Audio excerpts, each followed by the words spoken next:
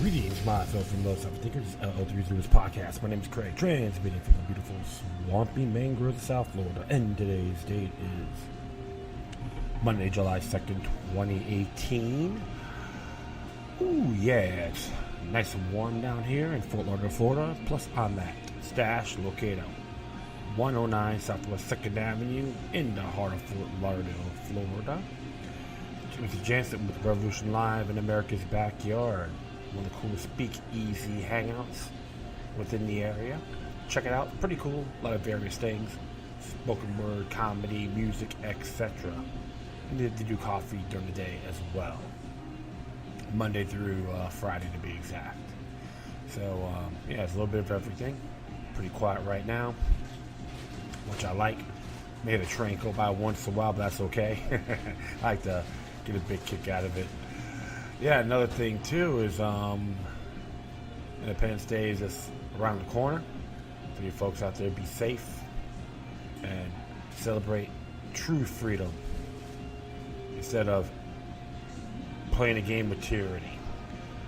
So yeah, I was just like browsing around on my computer and had something interesting. I was like going through my Twitter page and all that, and looks like there's a suspect got arrested, and there's a claim that he was involved in some Homeland attack plot. And name is Demetrius Nathaniel Pitts. So I'm going to read this from the justice.gov, Department of Justice. And it says here, well, how a man for attempting to assist a foreign terrorist organization with Homeland attack plot. Demetrius Nathaniel Pitts, a.k.a. Abdul Rahim Rafiq, a.k.a. Jalal Adim Osama Walid, 48, of Maple Heights, Ohio, was charged with one count of attempting to provide material support to Al-Qaeda. Interesting, Al-Qaeda, or to say Al-Qaeda, right? Oh, wow. Zebra Brzezinski will be proud, of course. A designated foreign terrorist organization, Pitts was arrested Sunday by members of the FBI's Joint Terrorism Task Force, JTTF. The arrests and charges were announced by Attorney General Sessions, FBI Director Christopher Wray, Assistant Attorney General for National Security John C. Demers, U.S. Attorney Justin E. Herdman for the Northern District of Ohio, and Special Agent in Charge Stephen D. Anthony of the FBI's Cleveland Division. The terrorists reject the ideas this nation was founded upon, the ideas we celebrate on July 4th, in which our law enforcement officers lay down their lives for every day, said Attorney General Sessions. Each one of us owes a debt and gratitude to the agents, analysts, and prosecutors who work day and night to identify those who would do this nation harm, including those committed to supporting violence in the name of foreign terrorist organizations. As the Department of Justice, we will continue to take every lawful step we can disrupt terrorist plots and to protect our nation from foreign and domestic threats, including the dangerous threat posed by radical Islamic terrorism. I just like that rhetoric he addressed to the press. But the question is, Attorney General Sessions, you do support civil asset forfeiture. Is that the terrorist terrorizing the good people of this nation? I say double speak. Together with our law enforcement partners on FBI's Joint Terrorism Task Force, the FBI disrupted plans to attack innocent citizens, including on July 4th. The day of our citizens should be able to celebrate a freedom without fear and violence, said Director Wray. This arrest showed determination of the men and women of the FBI and our partner agencies to protect the communities from harm. I extend my thanks not just those who work on this case, but all those who safeguard our nation every day. Protecting our citizens and our nation remains the Justice Department's top priority. U.S. Attorney Herdman said this defendant plotted and scouted locations in downtown Cleveland for an attack on July 4th. When we knew it would be packed with people celebrating our nation's birthday. We will continue to do so, to do all we can to identify, arrest, and prosecute those threats while working to keep our communities safe and secure. Pitts, a U.S. citizen living in Ohio pledged his allegiance to Al-Qaeda, a foreign terrorist organization, and was planning to conduct an attack in Cleveland on Independence Day, the very day we celebrate the freedom we have in this country, said Special Agent in Charge Anthony. The FBI commends the public for reporting individuals that espouse their radical beliefs and or engage in behavior that threaten the lives of their military personnel and community. According to the affidavit filed in the case, between 2015 and 2017, Pitts expressed anti-American sentiments and expressed desire to recruit people to kill Americans. The defendant expressed a desire to meet with an Al-Qaeda brother, and in June he was introduced to an FBI employee acting in an undercover capacity, UCE, who Pitts believed was such a brother. Pitts, a U.S. citizen, and the USC met on June 22nd in Walton Hills, Ohio, and they discussed launching an attack for Al-Qaeda during the July 4th holiday. I'm going to continue on here. Pitts said, I'm trying to figure out something that would shake up on the 4th of July. He later stated, what would hit them at the core? Blow up in the half, a bomb blown up in the July 4th of July parade. Pitts and USC searched Google for a map on downtown Cleveland after learning the fireworks would be launched from Bondi Park. Pitts said, oh, there you go. Oh, yeah. He was also pleased the park was near the U.S. Coast Guard Station, the Army Corps of Engineers, and the Celebrity Federal Building. The meeting conducted with Pitts indicating the UCE that he would travel to downtown Cleveland soon to take photographs and videotape footage as part of surveillance efforts of Bondi Park and the U.S. Coast Guard Station. He also expressed a desire to take a tour of the U.S. Coast Guard Station to gain as much information as he could about the layout of the facility. UCE texted Pitts later on June 22nd where he indicated Al-Qaeda brothers would provide Pitts with a bus pass and a cellular phone. On June 25th, Pitts met with FBI confidential human source, CHS, in Maples Heights, Ohio, who provided Pitts with a bus pass and the phone Pitts used to communicate with the UCE. The bus pass was provided to Pitts as he requested so he could travel. One moment.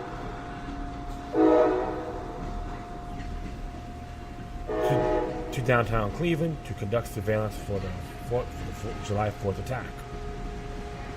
On June 26th, Pitts contacted the UCE via text message and relayed that he had completed the Renaissance.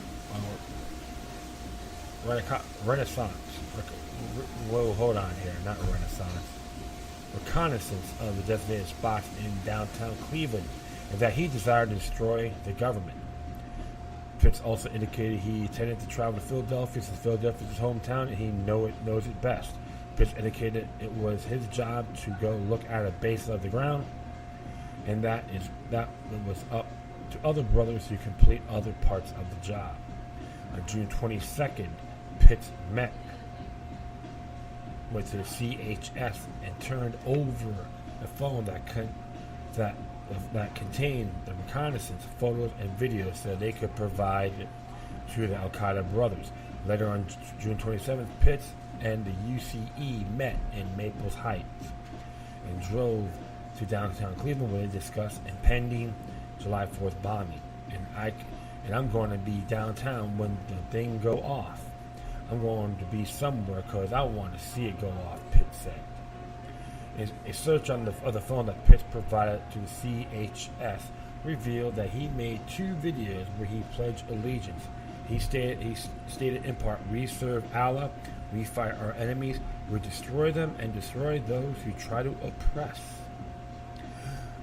The phone also had 4 videos taken by Pitts that show him walking down East 9th Street in Cleveland, pointing out potential targets such as the Federal Building, the Coast Guard Station, and the St. John's Cathedral, which he said could be taken off the map. On July 1st, Pitts met with the UCE in Garfield Heights, Ohio, for Pitts to explain his plan for Philadelphia. Pitts said he planned to travel There to conduct reconnaissance for a future attack in Philadelphia. Pitts stated a truck bomb packed with explosives such as the one used in Oklahoma City, Oklahoma, would be the best way to cause maximum damage. Pitts was reminded by the UCE that people would die and body parts would be flying around. Pitts responded, "I don't care," and that he had no regrets, would be able to go to sleep, and I don't give a beep. The defendant faces a statutory maximum sentence of 20 years in prison. A criminal complaint is merely an allegation, and the defendant is presumed innocent unless and until proven guilty beyond a reasonable doubt in the court of law. Maximum statutory sentence is prescribed by Congress and is provided here for informational purposes. If convicted of any offenses, the sentencing of the defendant will be determined by the court based on the advisory of sentencing guidelines and other statutory factors. Investigation being conducted by the FBI Cleveland Division's Joint Terrorism Task. The case is being prosecuted by Assistant U.S. Attorney Michelle Biepler and Matthew Shepard of the North District of Ohio, and Trial Attorney Paul Casey of the National Security Division's Counterterrorism Section. Press release number 18-879. You can download his complaint, Pitts complaints, and let's just see what they have to say here. I'm curious. It's really intriguing. It would probably be really long, I would say. But if you really read between the lines, it's very interesting. I'll make my pledge of allegiance to Al Qaeda, like the same ones that made a pledge of allegiance to ISIS. We can go on and on and on. And yes, it was released today at 9:05 a.m. So it tells you the case numbers and all that. Magistrate Judge Ruiz. All the info right there. Was just an affidavit. You folks can look it up yourselves. So that's the questions I have. How deep does the rabbit hole go? Of course, when you got a person make a pledge of allegiance to ISIS, they have a cell phone. Come on, these things are trackable, for goodness sakes. You know, there's some areas I find very suspicious and possibly entrapment, allegedly speaking. So let's go see here what Heavy.com has to say about Demetrius Nathaniel Pitts, accused of planning July 4th attack in Cleveland. This is by Ariel Garanja. Came out recently, 11:30. Federal authorities have arrested a man from Cincinnati who allegedly plans a terrorist-style attack in downtown Ohio, Cleveland, on the upcoming July 4th holiday. You see his mugshot, and Dan Patrick posts this on Twitter. Demetrius Nathaniel Pitts was arrested in the Cleveland area in the morning, according to Steve Anthony Cleveland, FBI special agent in charge. The FBI said Pitts, otherwise known as Abdul Rahim Rafiq, was taken into custody Sunday around 10 a.m. on the accusations of attempting to provide support to foreign terrorist organizations, according to WKYC Channel 3. There's a video on it if you can see it for yourselves. In one moment, all trains coming by again. Woo! Hear that thing going. That's the bright line. According to WKYC, Pitts allegedly told an undercover agent, "I did tell myself that their holiday's coming up. Their holiday's coming up. 4th of July, Independence Day would hit them in the core. Blow up, have a bomb, blow up at the 4th of July parade." Authorities state Pitts talk about targeting St. John's Cathedral and gifting cars packed with explosives and shrapnel to the children of military members, according to WKYC. Just last week, this defendant was walking around downtown Cleveland conducting reconnaissance on what he thought was a large-scale attack plan for the 4th of July. The United States Attorney Justin Herdman said he looked for locations to park a van that would be packed with explosives. Pitts allegedly looked to target Warnavik Park and the U.S. Coast Guard Station on Sunday morning. During his meeting with an undercover agent, authorities said Pitts expressed allegiance to Al Qaeda and discussed his desire to kill military personnel and their families. He also allegedly wanted to conduct a future attack in Philadelphia, a place where he previously lived, according to WKYC. The FBI in Cincinnati began investigating Pitts in 2017 after he was found making violent statements while living in southern Ohio. In May, the local FBI office picked up the investigations after Pitts moved to the Cleveland area. Authorities stated that Pitts made some disturbing Facebook posts, comments urging other Muslims to learn how to shoot guns and how to throw hand grenades. WKYC reports an undercover agent met with Pitts to see what if he was a threat to national security. Additional conversations with extremely concerning statements of intentions made by Pitts are specified in the federal complaint, said Stephen Anthony, FBI special agent in charge. They include topics such as hatred for the military, wanting to chop off heads and hands and dispose of the bodies. Very Wahhabist indeed, right? That's what they do in Saudi Arabia. But they're still our friends. That's okay. How exceptional, right? Other disturbing statements included Pitt's hatred for the military, wanting to chop off hands and dispose of bodies. Anthony also said Pitts, who has an extensive criminal history, is a U.S. citizen you can view a copy of Pitt's affidavit below. And I've read all that. So that was it. He is charged in the U.S. District Court with one count of attempt to provide material to support Al-Qaeda, a designated foreign terrorist organization. WCPO reports he will appear before a U.S. magistrate this coming Monday. So it's a developing story. Like I said, I smell a Manchurian candidate. And I say that in good faith. And it's funny that he does have an interesting criminal record, so he's a perfect patsy, to make things happen, in my personal view. When people say, oh, they really take this to the core, I'm like, yeah, but if you study patterns. Remember, Al-Qaeda, according to a lot of sources and so forth, even my own research, Al-Qaeda was an offspring of the Mujahideen, which the late, not-so-great Zigbee Brzezinski helped establish. And now, became Al-Qaeda, now it became ISIS. Could we say New World Order agenda? Absolutely. So it's one of those areas you have to question and see how authentic this really is. And based on what I got so far, especially with the report from the Department of Justice, it don't really sound too kosher to me. I'm not saying this man is brilliant or he is not a threat. But the truth of the matter is, he's a lot more complex than what they want us to know. That's why I always say, the deeper the rabbit hole you go, the more you see he comes to light. And we're going to do one more here. This is from the RTV6, the Indy channel from Indianapolis. Came out 35 minutes ago, right? Oh, yeah, updated. Man arrested for plotting terrorist attack in downtown Cleveland on July 4th. That's his face right there. Federal authorities have arrested an Ohio man who was accused of plotting to support a terrorist attack in downtown Cleveland on July 4th. FBI agents said during a news conference on Monday, Nathaniel Pitts, who is a U.S. citizen, is also known as Abdur Rahim Rafiq, was taken into custody on Sunday after a meeting with an undercover FBI agent whom he discussed possible strategies for an attack. On January 25th, 2017, FBI agents were informed of Pitts' Facebook profile, Abdur Rahim Rafiq, after he commented on pictures believed to be a jihad training camp, according to the affidavit. He posted comments such as, "We Muslims need to start train like this every day. We need to know how to shoot guns or hand grenades, hand-to-hand combat."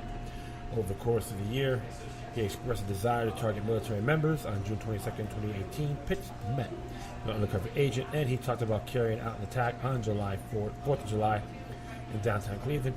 Pitts Googled a map downtown Cleveland with an undercover agent, which you see where the explosive device will have most impact, according to the affidavit. In a text message following the meeting, Pitts told the undercover agent that he will travel to downtown Cleveland to take photographs and video of Vornavik Park and the U.S. Coast Guard Station. He said that footage will be transferred to the Al-Qaeda brothers, the affidavit said. Let's continue reading on to the next page. It's like the same old song and dance, I would say, right? Absolutely. That's one of the areas. By the way, it's by Kaylin Hovadi, who wrote this report on DeTain.com. Claimed he would take targets such as St. John's Cathedral off the map. According to the affidavit, on Sunday he discussed giving remote control cars packed with explosives and shrapnel to the children of military uniform members, according to Justin E. Herman, the U.S. Attorney for the Northern District of Ohio. Pitt said he wanted to park a van packed with explosives in downtown Cleveland. Herman said Pitt is set to appear before a U.S. magistrate on one charge of attempting to provide material support to them. Terrorist organization known as Ghouta, a charge that carries a sentence of 20 years in prison. As always, during large public gatherings, Cleveland police will increase security festivities on July 4th. So maybe saying we're free, but be passed down like little slaves. Always like that, right? Give them a good excuse to create tyranny by saying we're doing it to protect you for freedom. It was really intriguing. It was a big claim, too, that St. John's Cathedral. It's interesting because there's a big claim that the Vatican actually created Islam, according to one of the past Jesuits who got poisoned. You can probably look that up. It's really intriguing because if you look at the patterns, they're very similar. And I'm not trying to bash the religions as a whole, but you can look at common identity and common practice to an extent. And it was funny because, like I said, about Al-Qaeda, CIA, New World Order, and all that good stuff, and the way it was talked about, the Muslims will chop people's heads off with hands. Yeah, very Wahhabist indeed. Because here's the thing, because even Bashar Assad, who was the leader of Al-Qaeda, of Syria, Syria, is a Muslim by faith, but is very secular, and Sharia law is illegal in this country. But we had to go attack them. Why? Oh, he's going after his people, violating human rights, but it's okay to support and come for Saudi Arabia, right? That's called double speak. That's the political game, my friends. So I would say this about this gentleman, Mr. Pitts. I do right now, based on what I examined here, I do see he's a possible Manchurian candidate. And of course, he has a past. We got some of the past history of past criminal records, past offenses. So he's perfect guy to say, hey, we'll pick this guy because he's not too sharp. He's a habitual screw up, and so in other words, his credibility blows. So that's the kind of people they want. The truth of the matter is, they say honesty is the best policy. However, credibility is the better policy. Even the late Dr. Anton LaVey, founder of the Church, High Priest of the Church of Satan, made that statement. And I'm not saying you don't have to join the organization, but there's some merit to that quote. So, well, like I said, one of those areas you have to look at the bigger picture, dice it, and all that. I do see something. I do see a potential game of entrapment to make the federal government, the FBI, look real pristine. So, and don't get me wrong, there's some good people in this institution. I'm not going to condemn them. Like awesome rank and file folks that want to do what's right. However, always suspect criminal elements in these areas also. You have to question when you hear of pledges to Al-Qaeda, ISIS, and all that. There's a lot. The fish is really something. I do smell a rat. Patrick Henry would say. Well, you can make your own decisions and you can share your viewpoints with me. Don't be shy on that. Well, we'll just see how far this baby goes, especially in court. All right. So enough of that. This suspect. Let me see here. I would like to hit next one. Will be, yep, everyone's laughing, giggling, having coffee, and spazzing out, and all that good stuff. Well, hey, why not? We're all here too, right? Okay, this came from the Florida Bulldog.org. It's really about Pam Bondi, State Attorney, Florida Attorney General. It says here, Bondi's office ducks questions about waste management deal as Broward recycling contract expires by Dan Christensen.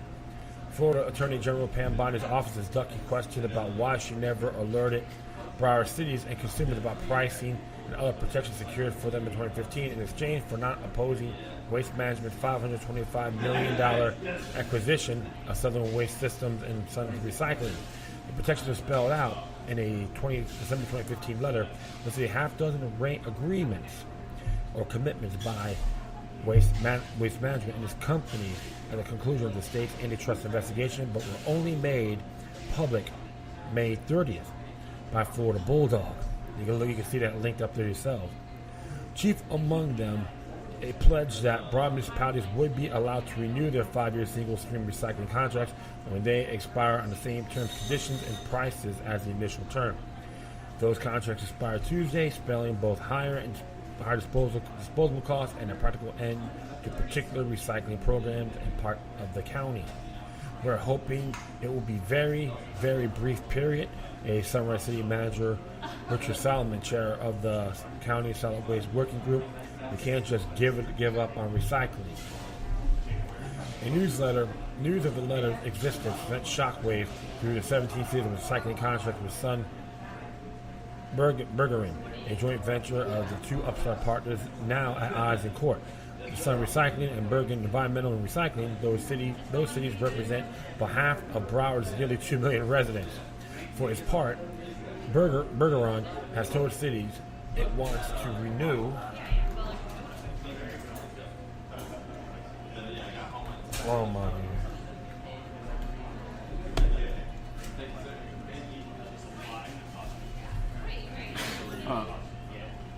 Sorry, I dropped something. Alright, where the hell I'm at? For its part, Bergen told a city that wants to renew the existing municipal requirement agreements under the same terms and conditions. But Sun Senior Representative John Casagrande has said Sun Bergerin won't renew under existing pricing because such a renewal allegedly will be opposed by Waste Management, according to a June 4th letter by Sunrise lawyer David D.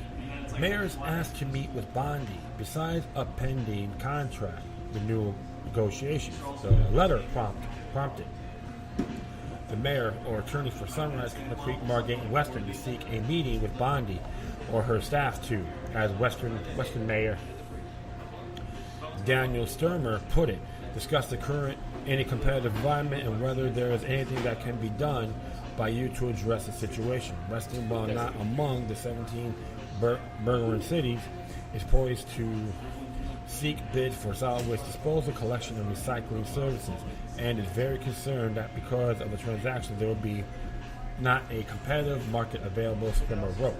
A public record request for correspondence between the state and the waste management was filed with the Attorney General's office by Miramar City Attorney Jamie Cole. Meanwhile, a court hearing last week, a Broward judge blocked Bergeron's recycling's effort to depose finding something antitrust attorney Elizabeth Brady about the letter she wrote. Interesting. Chief Judge Jack Tudor indicated, however, that he may allow Brady's deposition to be taken at a future date, possibly with him refereeing the proceedings in person. Outside the courtroom, Senior Assistant Attorney General Charles J.F. Schreiber Jr. was asked to comment on why his office did not inform anyone in Broward about the 2015 letter or its contents. He instead referred a reporter to Bondi spokesman Whitney Ray. Ray did not return phone messages request in comment. The Attorney General's office was more responsive to the cities explaining that closing letters and agreements or commitments they recount don't really mean much, and that the office now has no legitimate basis for pursuing the matter.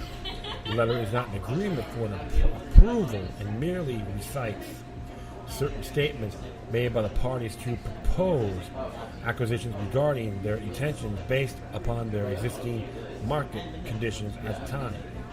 In this case, 2015 wrote Chief Deputy Attorney General Patricia A. Connors in a Friday letter copied to every Broward mayor. Their response was basically a defense of the industry. They basically parroted Waste Management's arguments, said Solomon, AG, to ask questions. Interesting. Still, while Connors offered no explanation as to why the Attorney General kept secret its understanding with waste management, she said her office is willing to take a fresh look to see if there were unlawful causes for waste management proposal of rate hikes in Broward County.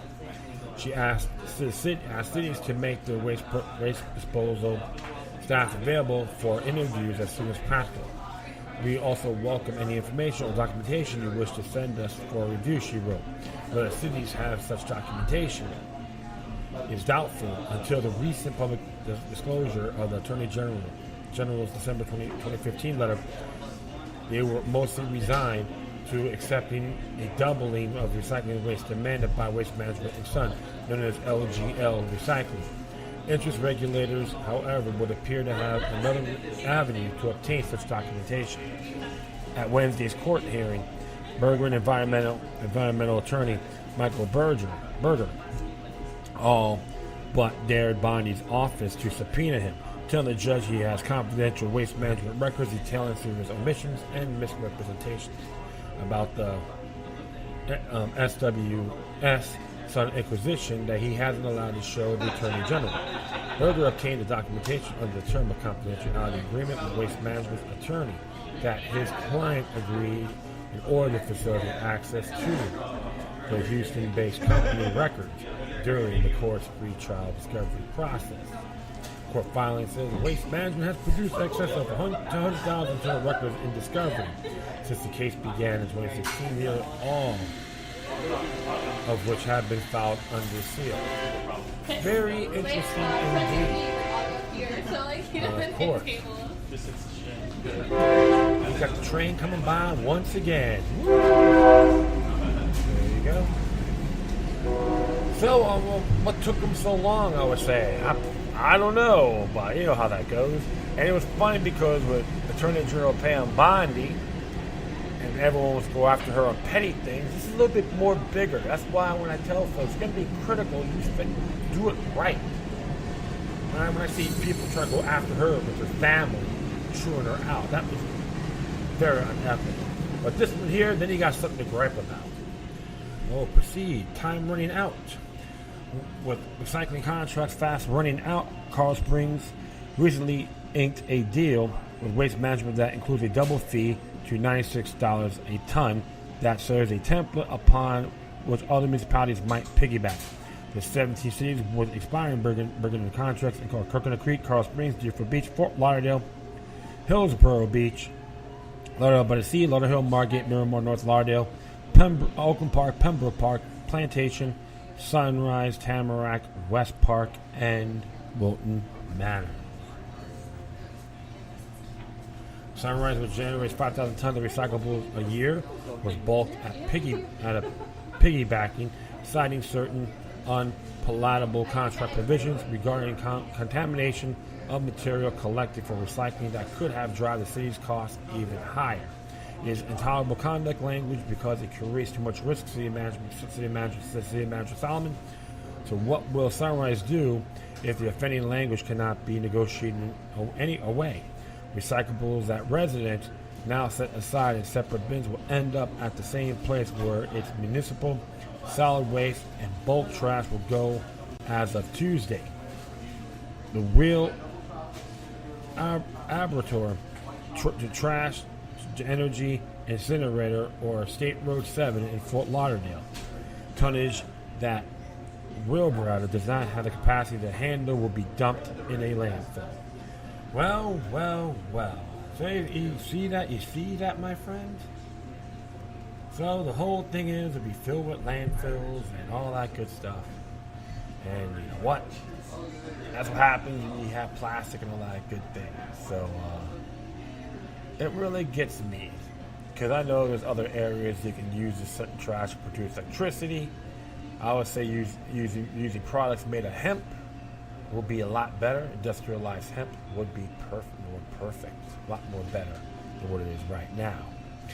So this is so Bondi and all these people are just dilly-dallying with themselves. So you may point the finger at one person, but it goes across the board. What took them so long? Remember, it's government. You have to expect these areas. And the question is, are these raids was going to be by property taxes?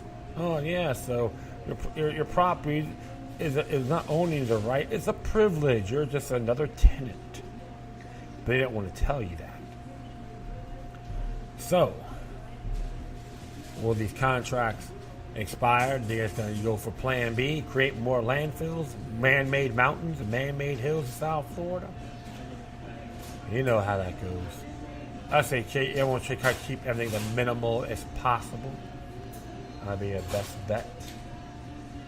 Use glass and use the same glass, wash them, all that good stuff. Try to keep everything minimal as possible. I understand I have my little bad habits as well. But you know what? That's what happens when you take things for granted and we forget these other areas. But one thing I know for sure.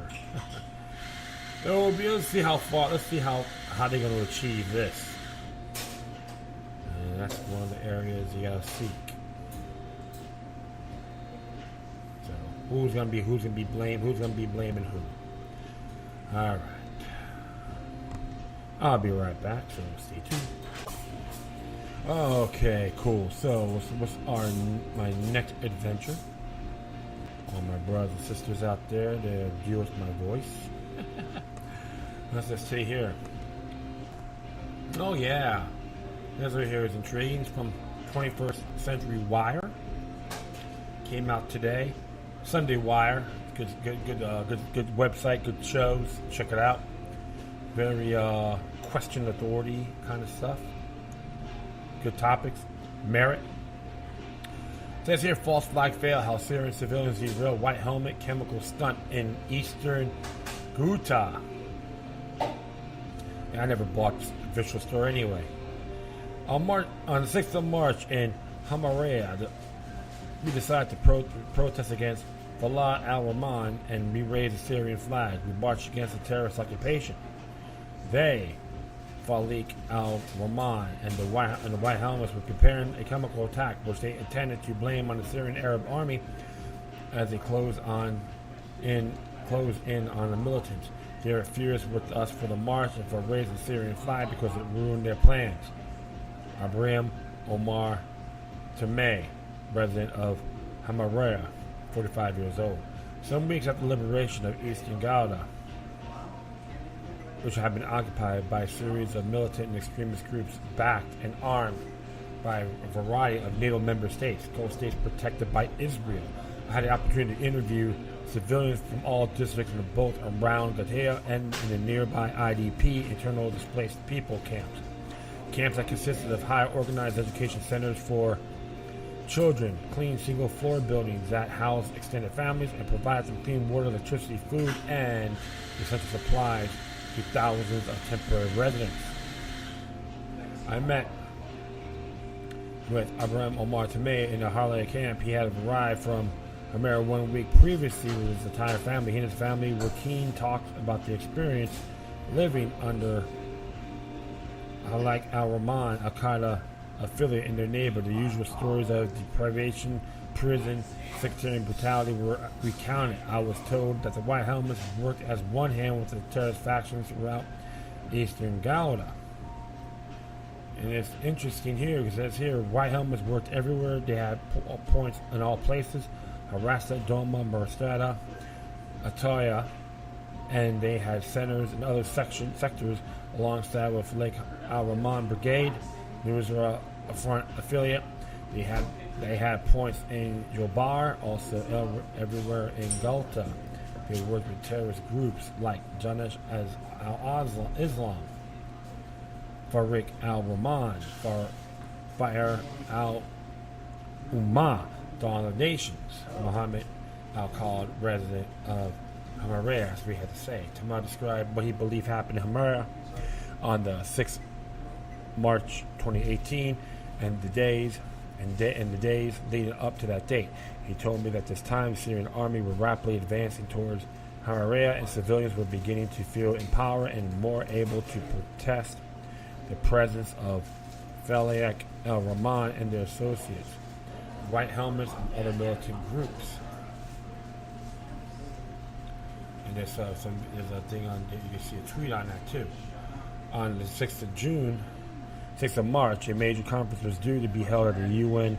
At the UN, we always knew about these conferences because of the coordinators and how I was work with people inside the UN.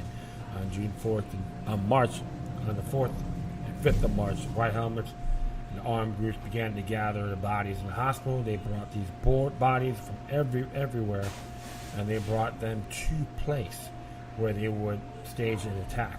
By the 5th, they had around 30 bodies in the hospital, and the white helmets started to take photographs. This is by Edwin Tomei. So the whole thing is, there's a video on, interesting because it's talking about the whole thing, how it was a false, it's like a false flag, according to this. There's a video on here as well, you can check that out. So he continued, on the 6th of March, we knew the Syrian Arab army was getting closer. A group of us decided to march the streets of Hamareb to raise the Syrian flag in solidarity with the army. We knew the armed groups, fellow Al-Rahman, were betting on a Western military intervention with reinforcements from the U.S. base at Al-Tanf.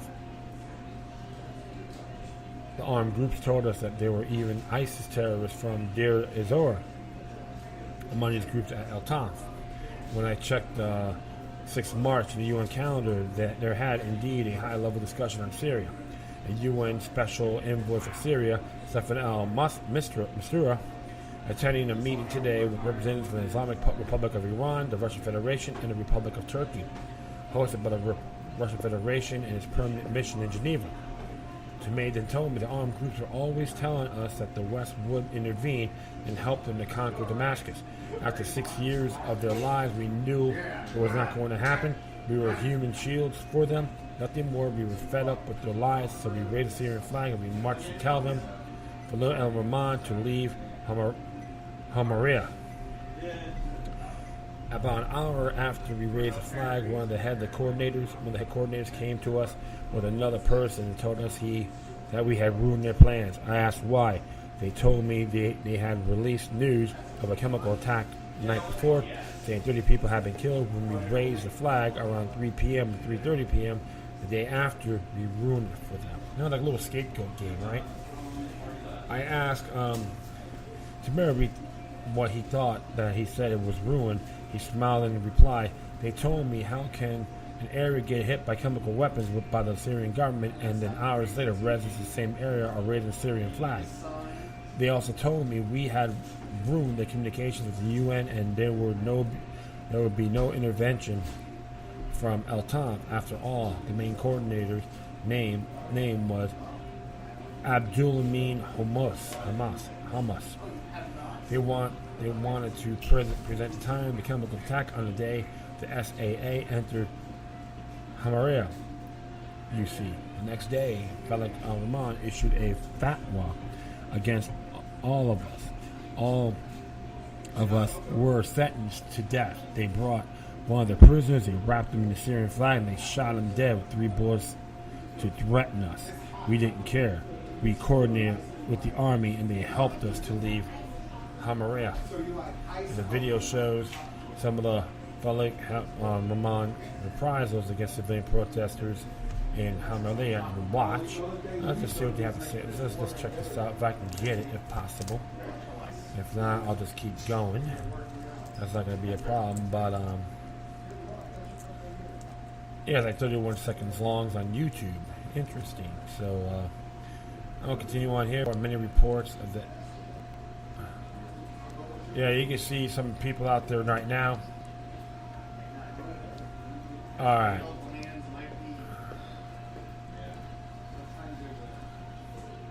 Yeah. Yeah, you can see they actually shot someone in the head. So some of the folks there are actually carrying them off. But they still want to stand for freedom. So that's a real shame on that aspect. We'll continue on here. Many reports of the SAA military campaign centered on Hamariyah confirmed that the final liberation on this town was imminent, according to South Front's war report on March 7th. On March 6th, the White Helmets, a terrorist organization operating in areas controlled by Al-Qaeda-linked militants, reported that government forces have conducted a nuclear gas attack in eastern Ghouta, allegedly injuring 30 people. It's interesting to note that the reports about alleged chemical attacks started appearing in the rapid advance of the Syrian Arab army and its allies against Hayat Tahrir al-Sham, formerly Jabhat al-Nusra, a Syrian branch of al-Qaeda, Ahrar al-Sham, Jadis Islam, and Malik al-Rahman. On March 7th, SAA troops had liberated the large area, including farms in the towns of Misraba and Belt Sawa. The town of Hamaria had reportedly surrendered to the SAA, and government troops had started entering it. White Helmet Twitter confirms the claim of a chlorine gas attack in Hamaria on the 6th of March. And it says here, White Helmets found a regime chlorine gas attack in Hamaria City, more than 30 suffocated cases, including women and children, some defense volunteers. Only an hour of aid convoy left in eastern Ghouta. This attack number 8 in 2018. It's very interesting. Samaria is not the only one who has spoken to me about this staged chemical attack. 32-year-old Mohammed Al-Khatib is also from Hamaria. I interviewed him in 2018. He told me the chemical attack was going to be staged to the east of the town in the direction of the Syrian Arab army. The day before, the White Helmets started to bring bodies to the area to the hospital. The media groups working with the armed groups also came. They started to film and photograph the bodies. There were many children among the dead. At this time, all medical centers were out of service. Only White Helmets were bringing bodies from all over Hamaria, and that's just one center. So it would look if they had been killed in this attack on March 6th of March. After we had marched and raised the flag, we were approached by some of the White Helmet members. They were angry with us. They told us we want to force the West to intervene on their behalf, but now their plan would not work, and it's our fault. This is the first time we saw them actually preparing a movie against our country. Usually they would make us go into the basement until they finish filming an event. Muhammad, a father and grandfather of Hamaria, who was among those severely punished by Malik al-Rahman for raising the Syrian flag on 6 March 2018. I already told this harrowing story in the previous article. And of course here, the main players, when I first heard these testimonies, which were echoed by a number of otherwise witnesses from Hamaria, but not in so much detail, I began to piece together an event on the 6th of March 2018 and found that much of what had been described to me fell into place alongside tweets and report various Western-backed organizations on the ground of East Ghouta. Those organizations were headed up by the U.S. coalition of multi-dollar finance White Helmets, with the history of being preferred some evidence of previous alleged chemical attacks, including Khan Sheikhon a year ago in April 2017. The reliance of the White Helmets to provide the narratives of corrupt UK and US government policy in Syria have been undeniably demonstrated by a UK FCO document outlining the funding the White Helmets Conflict Stability and Security Fund, which is CSSF. And it's right there.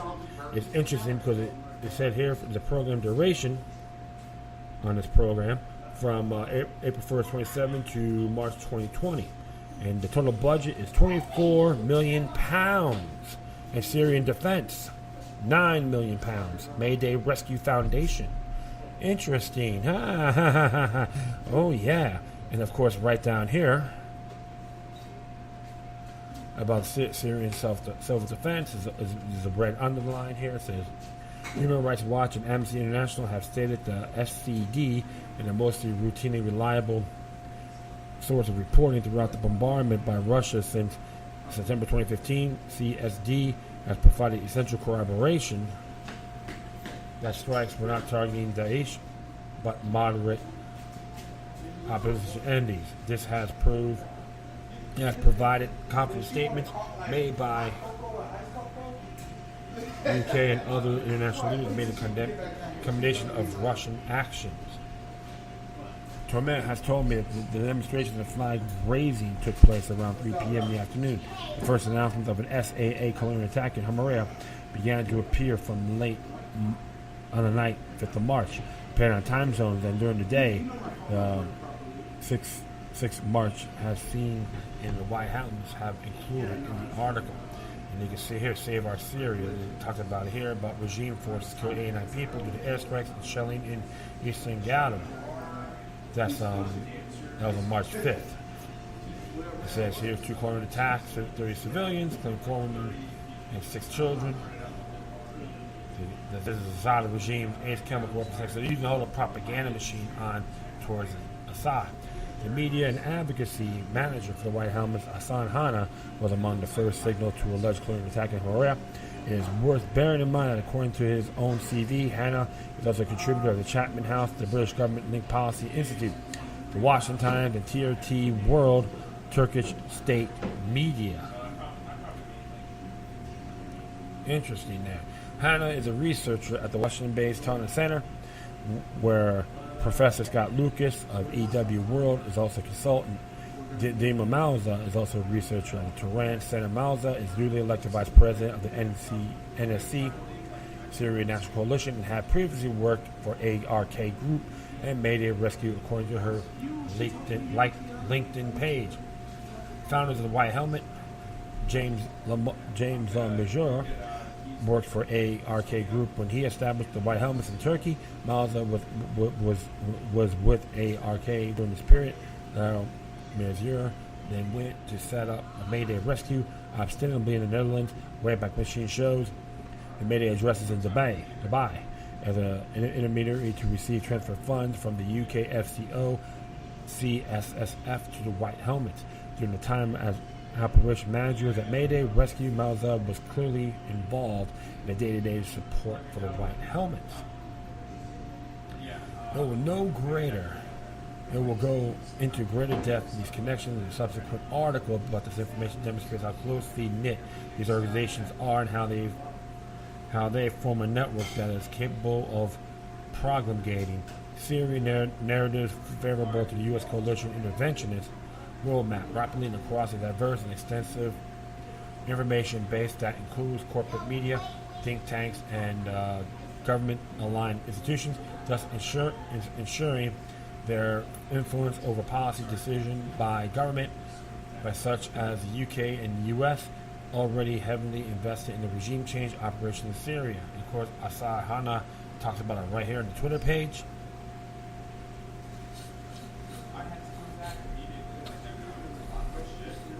The Aman Asri funded Voluntary Documentation Center put to a witness statement on the Twitter on March 6th of March.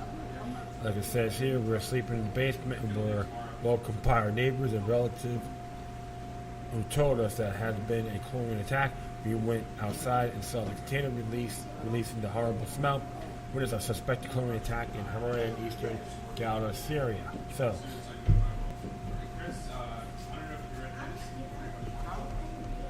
So, I'll be back in a moment, so stay tuned. Okay, cool. So, I'll be continuing here. Shoot.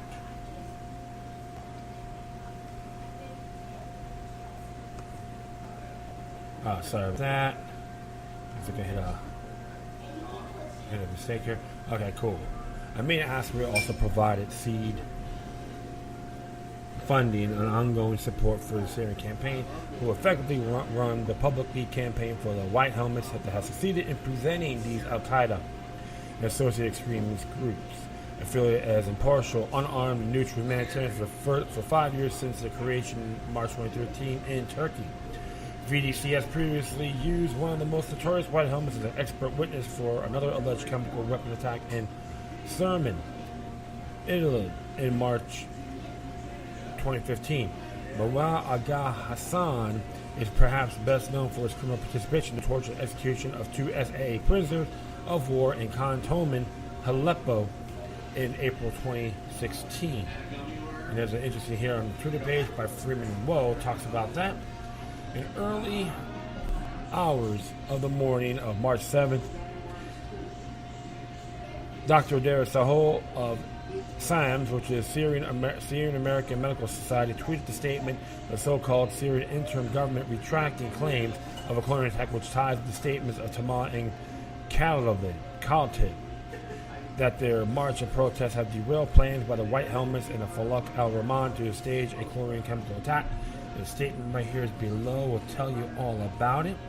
I will share some of my footnotes, so don't be shy. Don't worry about it. The FTC tweet has picked up the Syrian opposition and White Helmet supporter Professor Scott Lucas of EW Worldview, consultant at the Turin Center, in an article published the same day, the 6th of March. The information was only updated in a separate report of the 7th March, when Lucas confirmed that a chemical attack had actually taken place in Hamaria on the 6th of March. As residents of the Hamaria surrendered, the opposition health directorate said Monday gas attacks was actually fumes from high-potency explosives. When I challenged Lucas on why he had corrected the first article rather than burying the retraction in a follow-up article, he responded with a familiar defensive avoidance tactics. Says here, always read before trolling with Vanessa Beatley. We never report for confirmed Carlene attacks. March 6, 2018, at least 20 people died in Hamaria and shelling and reports of gas attack. March 7th, Monday attacks was actually explosives. Now your turn. Please address the question you voted on Wednesday. Name Assad regime officials who enable your journalism in Syria. Provide any evidence for your falsehood kidnapping by children by White Helmets in the eastern Gulf of Syria, or phone with Assad trolls. George Karam of The National was another one to run the story literally, as it appears to the Twitter pages of the moderate extremist support groups and individuals such as Mohammed Kadab, advocacy manager for SAMS based in Gaziantep, Turkey.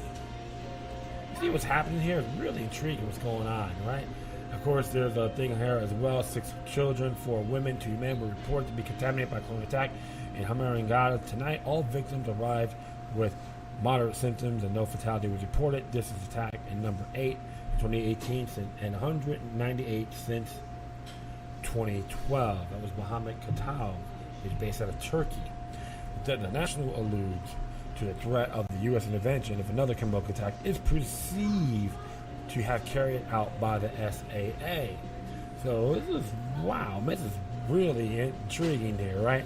If the attack is proven, it comes at a tricky time for the debate in Washington. On Monday, the Washington Post reported that the Trump administration has considered new military action against the Syrian government in response to efforts of ongoing chemical weapons used. Our RBUK also ran a story based on the White Helmet accounts that has retracted, to my knowledge. The article is still available on their website and has not been updated. France threatened intervention, being in mind Tamar claims these chlorine attacks were staged in an attempt by the Falak al-Rahman and White Helmets to pressure the West to intervene on their behalf. It was not surprising to see that France was posturing well as East Ghouta was being liberated and the West proxy grip on Damascus was finally being prized apart. On the 8th March, if used, the chemical weapons were found, verified, and attributed to the release of the chemical weapon left people dead. France would take intervention measures to prevent the proliferation of chemical weapons. Jean-Yves Le Drian, French foreign minister, on March 12th. There's like a little past history here, folks. So interesting, like real long article, but it tells you how far this thing is not authentic. And I never really bought the story originally, official story, twice because it's too obvious. You know, to continue on here on the 12th of March, the day we have in particular tandem with our American partners irrefutable proof that the line was crossed, namely the chemical weapons were used to lethal effect. We will do what the Americans themselves did moreover a few months ago. We will put ourselves in a position to proceed with targeted strikes. French President Francois Macron, the Rothschild's bellboy to be exact. The race was on to fulfill this prophecy. Nothing could have been greater encouragement for the U.S. coalition assets on the ground in Syria to produce a chemical attack provocation in such bellicose rhetoric from Macron and Trump. Immediately after the retraction on the 6th March chlorine attack, another chlorine attack was allegedly carried out in Hamaria on the 7th March, which was picked up by The Guardian, Kareem, Shaheen, in Istanbul to be precise, based upon testimony from the rescue workers, which we must presume to be the white helmets, although they are not named by Shaheen. They said 29 people, including 15 children, were admitted to medical center with breathing problems after suspected toxic gas attack in the towns of Hamaria and Sakaba.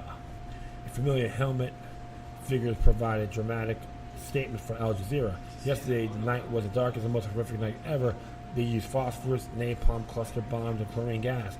Amar al-Salmo, volunteer worker for the Syrian Civil Defense, told Al Jazeera by phone from the opposition head held in Kal. In September 2016, al-Salmo provided evidence of the alleged Russian bombing of a humanitarian convoy west of Aleppo City. Investigative journalist Garth Porter massively deconstructed this evidence in a later report. The following video was produced by @Saray on Twitter based on al-Salmo's statements in March 2016. The remarkable similarity and sensationalism between 2016 and 2017 statements watch. So do us a favor, do this on your own time. You can see it for yourself. Conclusions: media outlets in the West have no issue with the rush to judgment regarding suspected chemical attacks when the source is part of the approved team on the ground in Syria, dominated by the White Helmets. The stream of chemical weapons reported are repeated in a manner that barely rises in any doubt over the credibility. Questions are not asked, even when the narrative is then retracted. Attack 1 day later is reported without the caveat that victim symptoms may be a result of smoke inhalation rather than chlorine or other toxic gas.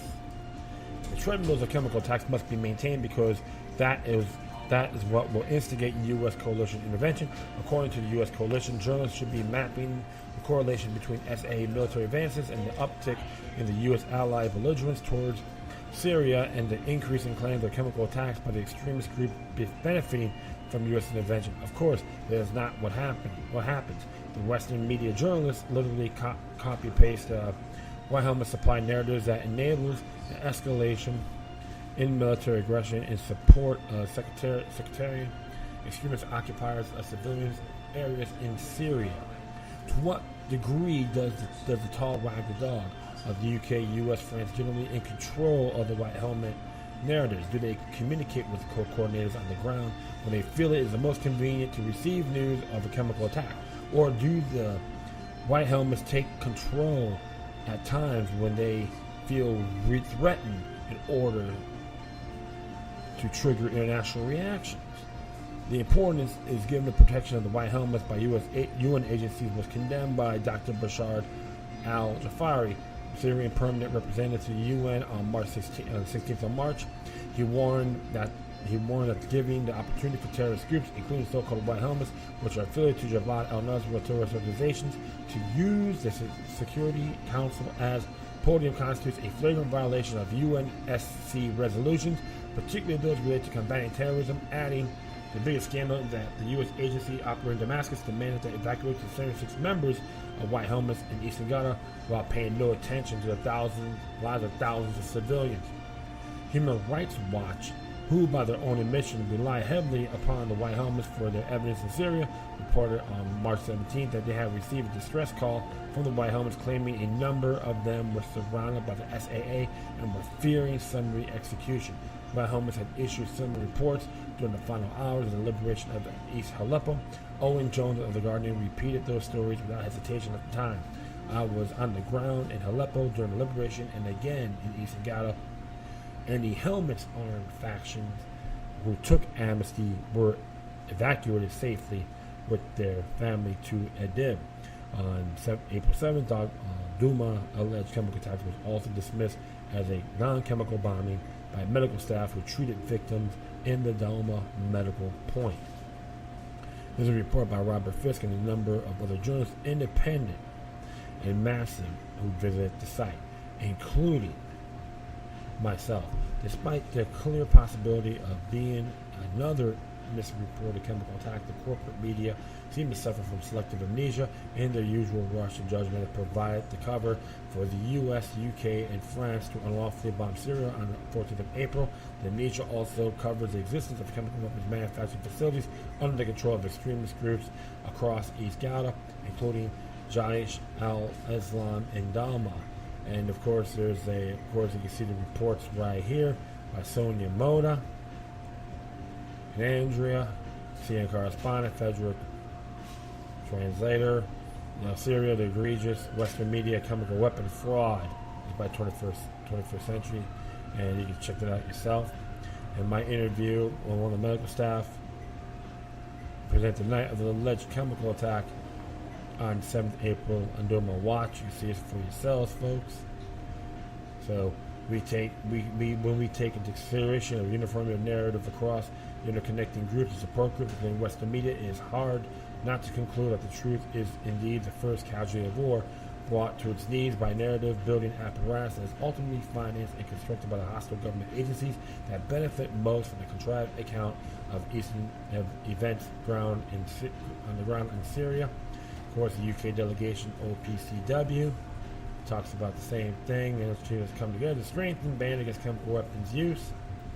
Came out on the 27th. New powers granted to the OPCW to attribute blame will surely lead to a future increase in chemical attack claims from the White Helmets associated military terrorist groups still occupying rapidly dwindling areas of southern Syria and in Idlib, which will soon be the focus of the SA campaign to cleanse Syria of the foreign invaders. So one of those areas you always gotta look at is I never really bought these official stories anyway, especially when they use these chemical attacks. There's no hazmat suits or anything like that. They're just picking up kids. Come on, and everyone else should have been dead already, to be very frank. And that's why it was going on in Syria. People are supporting the side. Even now, one moment here, we got another train coming by. Even though some of the folks still have their differences towards this man and his regime, when you get outside interference, all you gotta do is rally. They all gotta consolidate and fight against one common enemy, and this is what was happening. And the White Helmets, they're just another New World Order asset. And now, folks, at first they jumped to conclusion when it comes to women and children, especially children, and we get this knee-jerk reaction. Typical, Edward Bernays' propaganda playbook. Well, it's been like this since the beginning of time, and now things are coming to light. And fact is, as like I told people for a long time, the last few couple chemical attacks, I never bought the official story. So always beware of the propaganda matrix. Always got to read between the lines with these folks. And like I said to folk, I tell everyone, please observe responsibly, and I do mean that in the bottom of my heart. Yeah, so that's a nice long story, but you know what? It's glad I did that. And so this next one here is by SHTFplan.com. Tyler Durden from Zero Hedge wrote this originally. It says here, fact check, did Obama detain 90,000 children at the border? And let's see what it says here. President Trump's 2020 campaign manager, Brad Parscale, recently tweeted that over 90,000 kids were detained under Obama and no one cared. Let's see what he has to say here. It came out on the 20th of June 20th.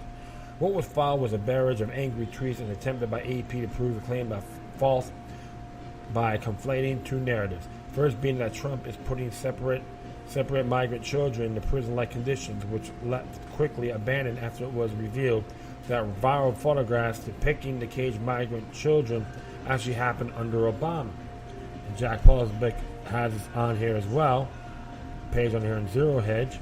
Their claim then morphed into outrage over a Trump administration separating 20% of the minors who entered the country from their parents, around 2,000 kids, while ignoring the fact that the Obama administration was also separating children from their parents, while widespread abuse of detained migrants under previous administrations was reported by the ACLU and the University of Arizona. One woman interviewed was detained nearly a month in a CADC while she was 6 months pregnant. She was shackled during transport and to and from the facility. At the facility, she was denied monitoring or treatment for ovarian cysts that poses a risk to herself and the fetus, and received no response for her request for prenatal vitamins for extra padding for her bed. 68. Okay, her case is described more fully in the box below. Another woman interviewed and separated from her breastfeeding baby daughter who was less than 2 months old while she was detained in Alloy for 2 weeks.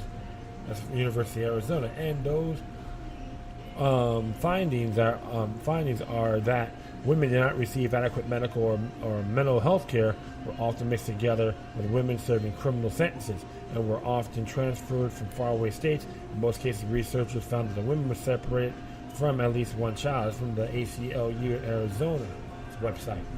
Also, overlooked is the fact that 80% of the children into the United States are separated from their parents when they were shoved when they're shoved across the border with a human trafficker.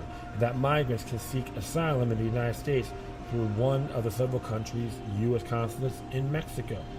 There are 8 U.S. consulates in Mexico. We have an embassy in Mexico. Why aren't they seeking asylum there? That's Robert J. O'Neill on June 22nd on his Twitter page. And that is a legitimate question, to be very honest. Let's continue on here. The previously silent left became suddenly outraged after President Trump's zero-tolerance policy enforcing existing immigration law resulted in approximately 2,000 minors being separated from their parents. To end this, Trump signed Executive Order number 13,841 on June 25th, ordering that detained families not to be separated unless the parents pose a danger to the child, while the Trump administration pledged to reunite separate families. The fact check: 2 days after prosecutor's tweet, AP published the article "Not Real News: Obama Didn't Separate 90,000 Migrant Families," conflating the separate families narrative with the children in cages narrative while pointing to a conservative website which they don't link to as the source of the claim. The claim published on a conservative website was repeated on social media throughout the week as Donald Trump faced criticism over his administration's zero-tolerance immigration policy from the AP. AP gets their information from Stratford, right? What website? Who said that? Prosecutor said, detained, not separated. The false claims appear to stem from January 2016 Senate subcommittee report that investigated how the Department of Health and Human Services under the Obama administration placed thousands of unaccompanied children illegally entering the country.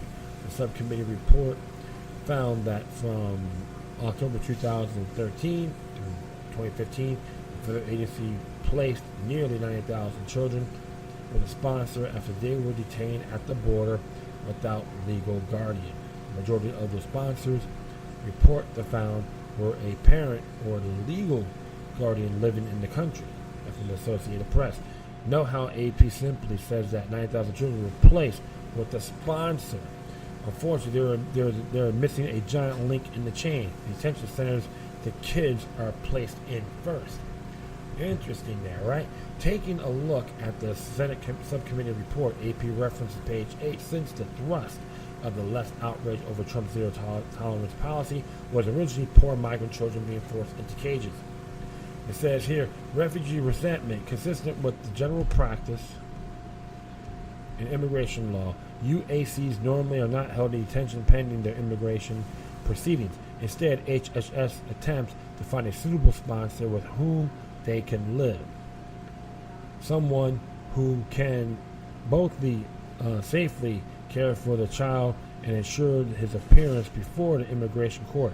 Since the beginning of the fiscal year 2014, HHS has placed almost 90,000 USC sponsors in the United States. According to HHS, is placed the majority of those UACs with the child's parents or legal guardian. First, we have the 90,000 under Obama figure, but there's a footnote. Then the report notes that the majority of unoccupied children over the past 2 years were placed with the parent or legal guardian. Since the beginning of fiscal year 2014, HHS has replaced almost 90,000 UACs unaccompanied alien child sponsors with the United States, according to HSS.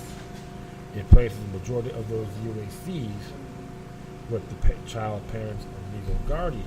So interesting there. So now let's look at the footnote number 31. Attached to 90,000 figures, which directs us to the Office of Refugee Resettlement publication entitled Unaccompanied Children Released to Sponsor by Date. Okay, so it's interesting here. It says here, navigating over that document on page 2, we find section A, which outlines cases in which determines UAC unaccompanied alien child status has already been made. They got a footnote 2.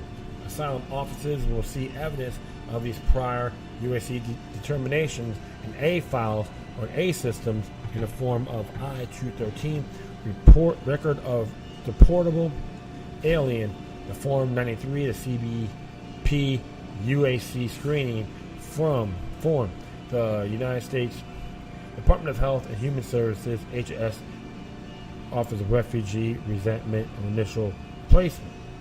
And there's all, you can see, read that right there. And very intriguing indeed. And what we find under OR footnote number 1. After apprehending an individual, determine he or she is a UAC, CBP, or ICE transfer him or her to a facility run by Office of Refugee Resettlement, or ORR, which is part of the Department of Health and Human Services. So you can just read that yourselves. In other words, all unaccompanied minors derailed under the Obama administration were locked up the exact same time the Trump administration is using. Stacks on the minors, digging some more we find in a February 2016 report from the Government Accountability Office entitled Unaccompanied Children. HHS can take further actions to monitor their care. In the fiscal year 2014, nearly 57,500 children traveling without their parents or guardians, referred to as unaccompanied children, were apprehended by federal immigration officers and transferred to the care of the Department of Health and Human Services, the Office of Refugee Resettlement, or ORR. Most of these children were from Central America. So tens of thousands unaccompanied minors were taken by the Obama administration each year and placed in government facilities. Absolutely. And you can read it all around here. I'll tell you all about it. Let's just go on here. Average stay in 2011, the average stay of an unaccompanied minor in the Obama administration facility was 72 days, which was dropped to 34 days in 2015. So it has been reduced, right? There's a graph to see that for yourselves. And how about today in 2016? Average stay was 21 days by the Department of Health and Human Services unaccompanied alien children program. Fact sheet from June 15 states currently average length for the UAC in the program is approximately 57 days. So in 2017, precious children remain in Obama's concentration camps, as left now calls them, an average 15 days or longer than today. What are the most UACs released? In 2014, most accompanied minors were released in Los Angeles, Miami-Dade, and Palm Beach counties. Counties who took in fewer than 50 UACs are not noted in the map. So you got California and 2 counties in Florida. In fiscal year 2014, OOR released a total of 53,518 children to sponsors, and these children were released in every state except one in 37. The largest number of children were placed in Texas, New York, California, Florida, and the Washington, D.C. area, respectively, with Harris County, Texas,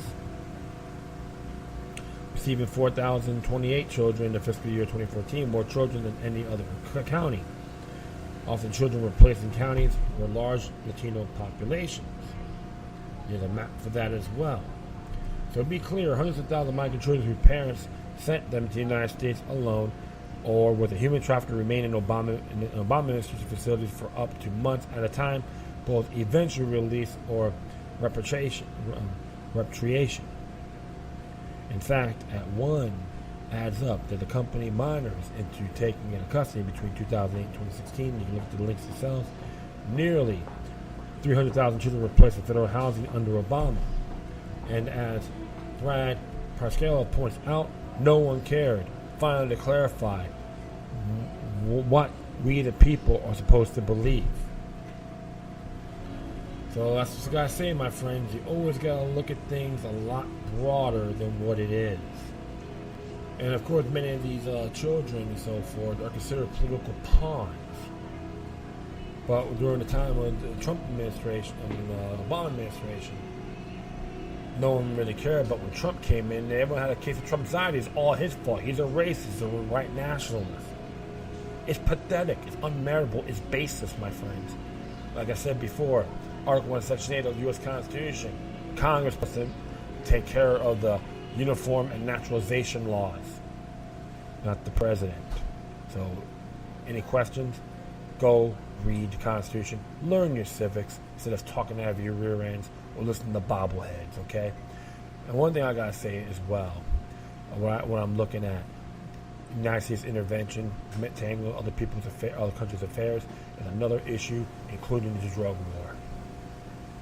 It all has to stop. I'm not saying it'll be perfect, but it'll be a hell of a lot better. This is part of the Club of Rome agenda, what we're seeing. And people want open borders and all that. Give me a break. That one broad from the Bronx.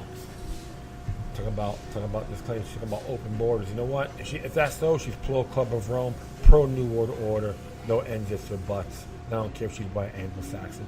I'm not afraid to call these people out because they're unethical. Look, that form of rhetoric. So, I'm going to be talking about a few other things as well. I know it's been a pretty long episode, and so I'll be back.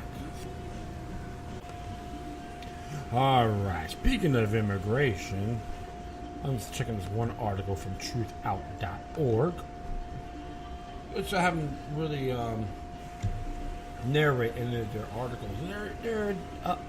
They're decent, you know, like honorable progressive, they can whatever you want to call it, but they have a lot of great points in their views too, so I could be very fair. Give more admiration to some of the knuckleheads that claim to be something but they're not. So here, how immigration court works. People demonstrate and call out words of encouragement to detainees held inside Metropolitan Detention Center after marching to decry Trump administration immigration and refugee policies on June 30th, 2018, Los Angeles, California. As it reads here, this is by Fatma Maroff, the Conversations, published today. When Attorney General Jeff Sessions on June 11th overruled a decision by controversial immigration case called Matter of A.B., he made it harder for women escaping sexual and physical abuse to qualify for asylum in the United States. Can the U.S. Attorney General unilaterally overturn a court case? Yes, because as I teach my surprise law students, immigration judges are not part of the judicial system. That's pretty damn strange, I would say, with all due respect. They are attorneys in the Department of Justice.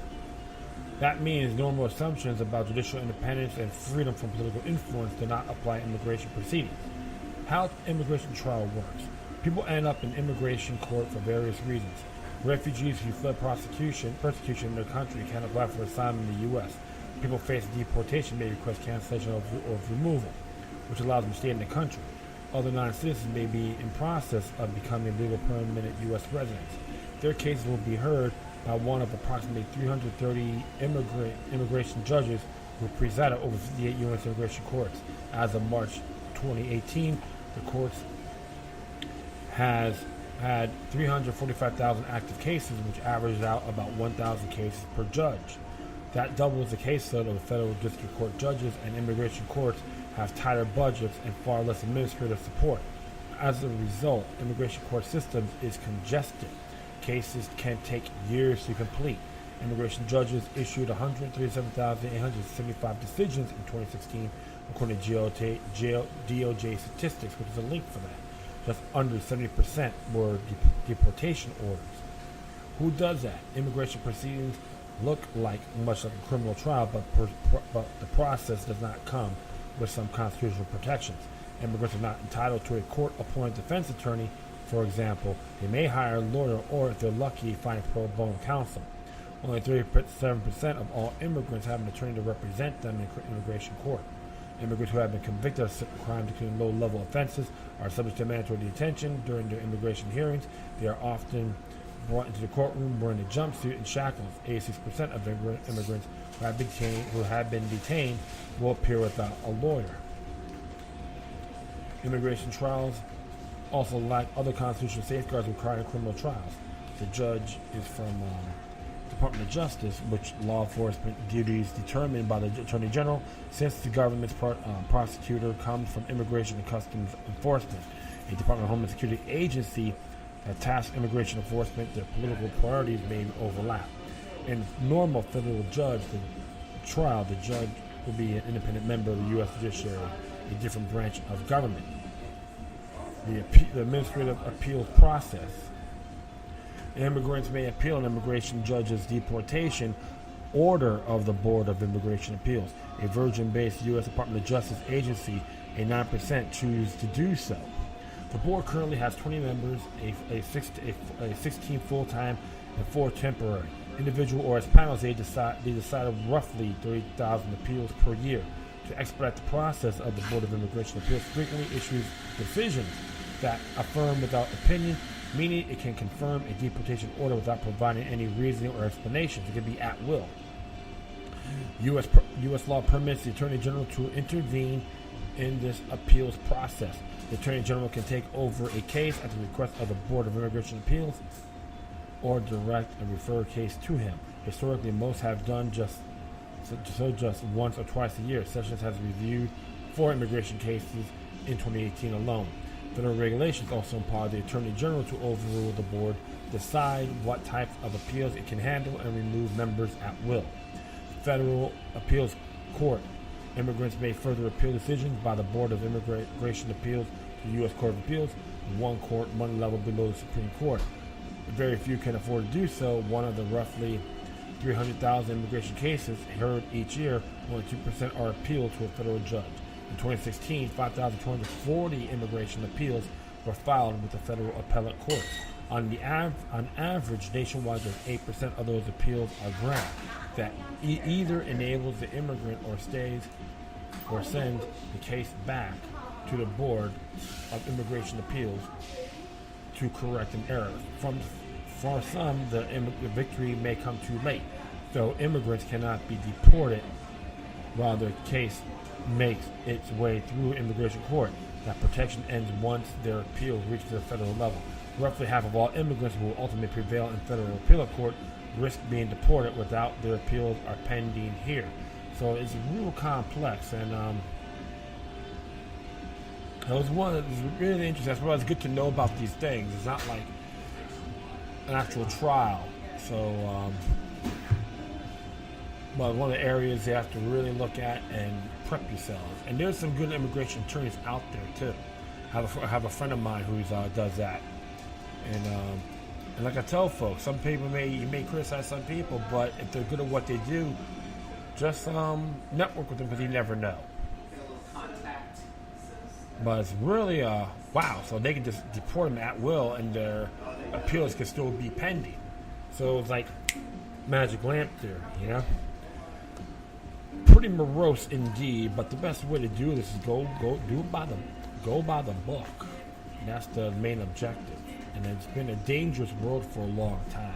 That's why many of these folks do want to get this, have to go through these hearings in good faith. Of course, you have criminal elements from this, with this particular area as well, which is very morose. But not all the folks from those areas like Central America are wicked individuals.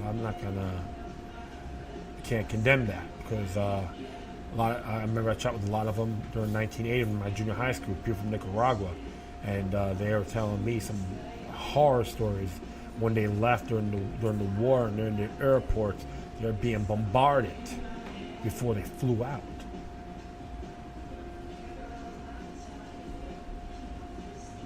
That's why I always tell folks, yes, even their natural-born rights are inalienable according to the U.S. Declaration of Independence. They're not numbers, they're human beings. That's why they had to throw things by the book. Not just walk in and just go in there, coming in here illegally because it's considered trespass. And that's why sometimes the courts are such a cluster. And the biggest mistake was, when it comes to immigration policies, it's been pretty biased for the good 50, 60 years, minimum. This particular group from one region had to wait all these years, no one come in any time. Remember the wet foot, dry foot policy. And I'm not crucifying those individuals, but it's got to be across the board. So, and it's interesting. So that's the one thing I have to bring that to light. And I'd like to thank Fatima Moreau for putting it out there, because it's really good to know. And we do one more here, my friends. And I know it's almost an hour and a half, right? Ooh, yeah, 90 minutes. That's a rarity for me. Sorry about that. I guess I'm in that mood. This came out a few days ago. Yeah, 30th, 32nd. Yeah, a couple of days ago. This is by Paul Craig Roberts. Little commentary. 2 superpowers. Who really controls 2 countries? It says here, among the ruling interests in the U.S., one interest even more powerful than the Israel lobby, the deep state of the military security complex. There is an enormous fear that's uncontrollable. President Trump, at the upcoming Putin-Trump summit, will make an agreement that will bring to an end the demonizing of Russia that serves to protect the enormous budget and power of the military security complex. You can see the deep state's fear in the editorials that the deep state handed into the Washington Post and New York Times June 29th. Both on June 29th to be exact. The 2 of the deep state's megaphones, but no longer believe as the vast majority of American people. 2 editorials share the same points and phrases. They repeat the disapproving lies about Russia as blatant, obvious lies are hard facts. Both accuse President Trump of kowtowing to the Kremlin. Kowtowing, of course, is not a Donald Trump characteristic. But once again, in fact, that doesn't get in the way of propaganda spewed by the WAPO or NYT to megaphones of the deep state lies. The deep state editorial handed to the WAPO, which is Washington Post, reads the reasons for the tension between the United States and Russia are well established. Russia seized Crimea from Ukraine, instigated a war in eastern Ukraine, intervened to save the dictatorship of Syrian President Bashar al-Assad, interfered in the U.S. presidential election, campaigned to harm Hillary Clinton, and helped Donald Trump poison a former intelligence officer on British soil, and continues to meddle in the elections of other democracies. I'll continue on here. The WAPO opening paragraph is a collection of the blatant lies assembled by the deep state for its propaganda ministry. There have been many books written about the CIA's infiltration of the U.S. media. There is no doubt about it. I remember my orientation as self-associate House Defense Appropriations Subcommittee when I was informed that the Washington Post is a CIA asset. This was in 1975. The Post is owned by a person with government contracts that many believe sustains its front business. And I don't forget Udo Ufkot, an editor from the Frankfurter Allgemeine Zeitung, who wrote in his bestseller, Bought Journalism, that there was not a significant journalist in Europe who was not on the CIA's payroll. Yeah, I remember that too. And the English language edition of Ufkot's book has been suppressed and prevented from publication. The New York Times, which last told the truth in the 1970s when it published the leak Pentagon Papers and had the fortitude to stand up for the First Amendment rights, repeats the lies about Putin's seizure of Crimea and attack on Ukraine, along with all the totally unsubstantiated BS about Russia's interference in the U.S. president election and electing Trump, who now kowtows to Putin in order to serve Russia instead of the United States. The editorial handed the NYT insinuates that Trump is a threat to the national security and its allied vassals. The problem, the NYT declares that Trump is not listening to his advisors. Shades of President John F. Kennedy, who did not listen to the CIA and Joint Chiefs of Staff about invading Cuba, nuking the Soviet Union, and using a false flag attack in America on the Joint Chiefs Northwoods Project. Look it up online. It is the New York Times setting up Trump for the assassination on the grounds that he's lovey-dovey with Russia and sacrificing U.S. national interests. That's the question. I would bet on it. While the Washington Post and New York Times are telling us that if Trump meets with Putin, Trump will sell out U.S. national security, the fakers said that Putin finds himself in a similar box, only it doesn't come from the national security interest, but from the Russian fifth column, the Atlanticist integrationist, whose front man is the Russian Prime Minister Medvedev, who represents rich elite, Russian elite, whose health is based on stolen assets during the Yeltsin years, enabled by Washington. These elites, the Sacred concludes, impose constraints on Putin that put Russian sovereignty at risk. Economically, it is more importantly for elites, for financial reasons, to be part of the Washington's empire than to be a sovereign country. There's a link on it to check out yourselves. If I find the Sacred's explanation the best, I have read of the constraints on Putin that limit his ability to represent Russian national interests. I have often wondered why Putin did not have security force round up these Russian traitors and execute them. The answer is that Putin believes in the rule of law. He knows that Russia's U.S. finance and support of fifth column cannot be eliminated without bloodshed that is inconsistent with the rule of law. For Putin, the rule of law is as important as Russia, so Russia hangs in the balance. In my view, that the Russian fifth column could care less about the rule of law, they only care about money. As challenged as Putin might be, Chris Hedges, one surviving great journalist who was not always right, but he is incisive, explains the situation faced by the American people is beyond correction. The American civil liberties and prosperity appear to be lost. There's a website out by Russian Insider. In my opinion, Hedges' left-wing leanings caused him to focus on Reagan's rhetoric rather than on Reagan's achievements, the two greatest of our time.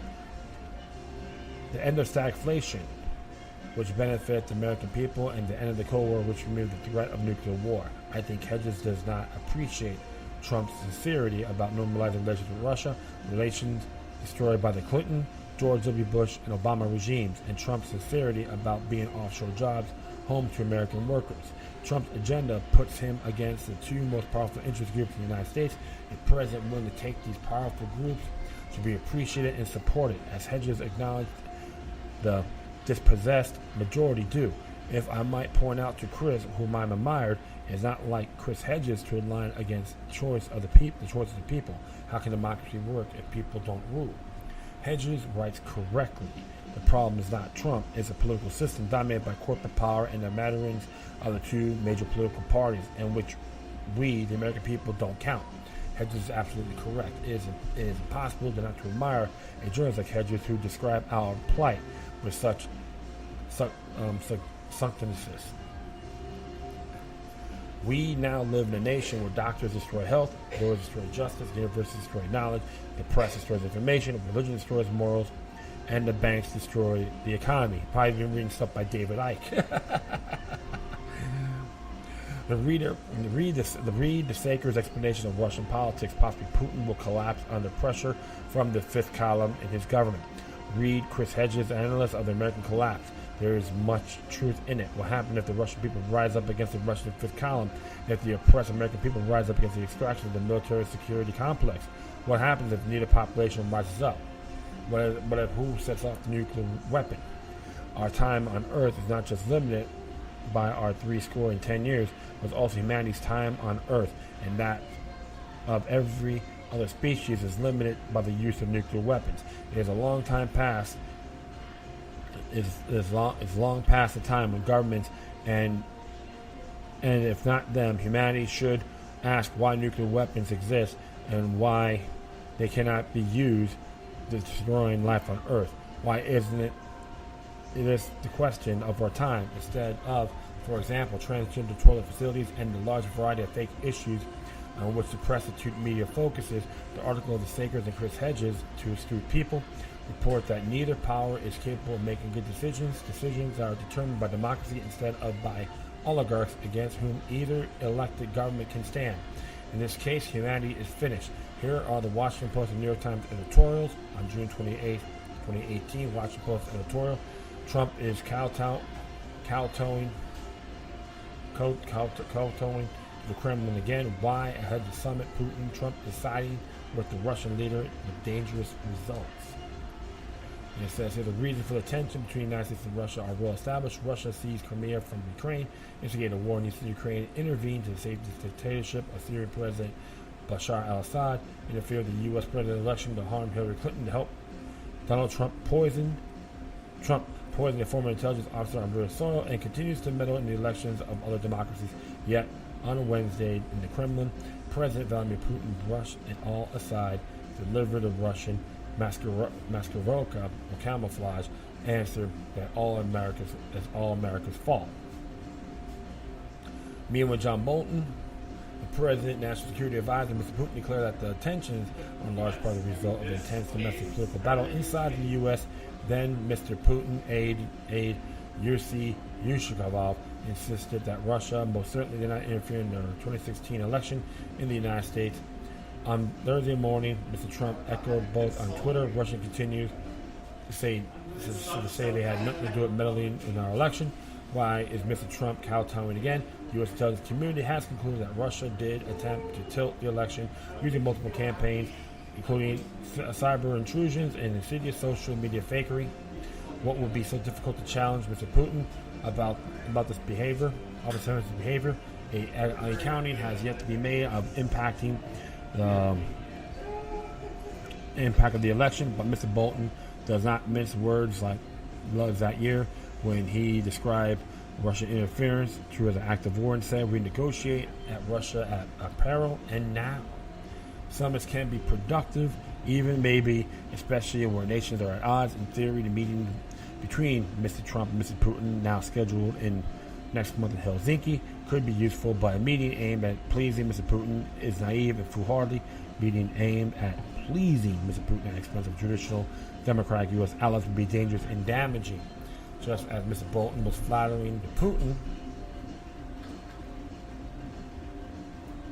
Russia was engaged in a subterfuge on the ground in Syria. The United States, Russia, and Jordan last negotiated ceasefire agreements in southwestern Syria, along with the border with Jordan and Golan Heights.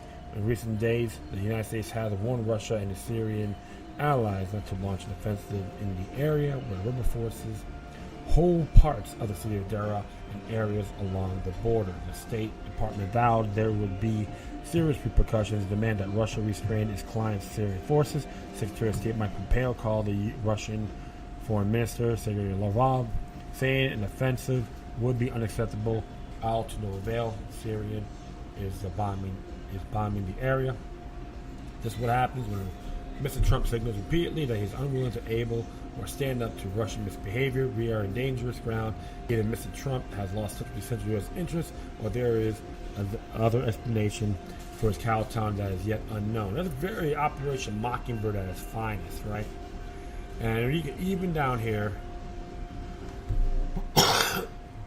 from the New York Times, very similar, a little bit of a different package, but definitely, you could read that as well on the Trump True Friendly Summit. So the whole thing is a problem. They're gonna try to blame Trump for the thing with Russia. They say he's bellying up this and that. You know me. People that know me well enough on my show, I can be critical of the man, of the president at times. But when you hear drama, come on, you hear the drama queens on parade. But yeah, definitely read the New York Times when you can make your own judgment. It's very similar of him kowtowing and all that good stuff. So I always disagree that the Russians were involved by this at all. And they actually talk about too with NATO and all that good stuff, the Group 7 meeting in Quebec this month. So definitely, folks, you can read this on your own. It's very similar, but more of a different package. That's why the Washington Post and New York Times are CIA assets. Operation Mockingbird at its finest. Ooh, man, that is it. I thank everyone for listening. Plus, feel free to download and share through your social media networks. If you have any questions, comments, or even send something that's interesting you may want to check out, whatever you do, please address your correspondences with decorum. You can hit me on Facebook, Twitter, Google+, Spreaker, iHeartRadio, Tumblr, YouTube,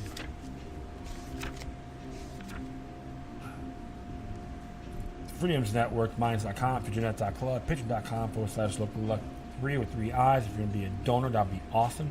Hey, hit me at Gab, which is gab.ai, yours.org, oneway.org, or buddylist.co.